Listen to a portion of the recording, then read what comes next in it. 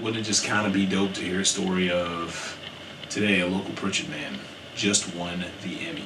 So I was born in Freetown, Sierra Leone, a wonderful village on the west coast of Africa.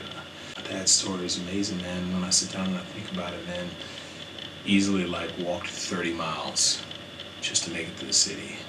Met my mother with nothing. I told her he'd come to America, man. And when he did, this man like did everything that the American dream can be.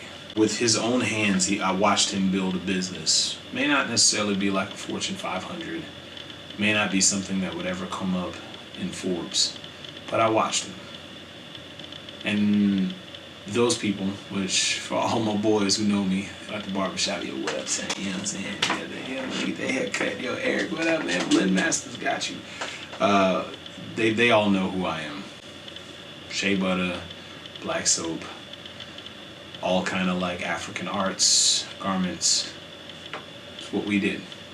Mobile to me is almost an incubator if you utilize it right, because you don't have clubs, you don't have these huge municipalities, you don't have like these parks that constantly have all these events that are going on. It's just the country, man. So if you use it smart and you wake up every day and you're focused and you just go in a lab like me and you kind of talk about all the time, just, you know, day in and day out work, man, you can really make some stuff happen. If not, you can get caught up because there is nothing to do besides make babies and you know, ride dirty. In the Marine Corps, I ran into a young kid probably by the time I made it to my unit. I want to say this was like year 3. And this kid told me like when he was in middle school, he was learning on a sophomore college level. I don't know why, but it pissed me off instantly because there was such conflict. Like, you know, growing up in I lived in Pritchard. I went to school in Mobile. A lot of the teachers were spending more time handling disciplinarian issues. Maybe I might not have necessarily been focused on my education at the time. I don't know, but we didn't think outside the box. Like, there was no thinking outside the box. It wasn't like, it was amazing when they sat down and said, there are certain neighborhoods here where if you don't cut your grass correctly, that you know, you're gonna wind up getting fined for HOAs. And you're thinking to yourself, what? A lot of kids were graduating high school at like an 8th grade level with the expectation that you needed to be able to compete in the market. And my question ultimately was, how was that fair? That's being in the military and then traveling around, like, you know, because while I was there, I took high advantage being in San Diego.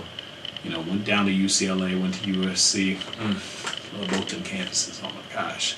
Just realizing, man, there were all these kids that are out there that were thinking way outside the box, and I felt like I missed it. I just realized then that, you know, living in this small place, this small town, that I didn't get to dream and live in color, and that's what I really wanted to do. I felt like there was a loss, man, because, you know, there wasn't a sharing of ideas.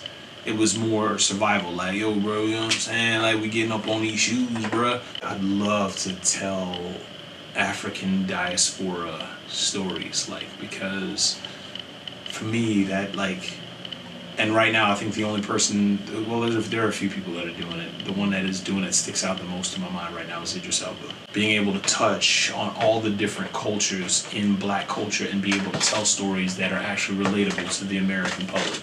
And then we went to that premiere and you just saw all those people who were like, yo, seeing my son and him saying, I'm gonna be Black Panther. Ugh. I mean, it's why the impact of movies like Black Panther was so significant. People of color want to dream and live in color too.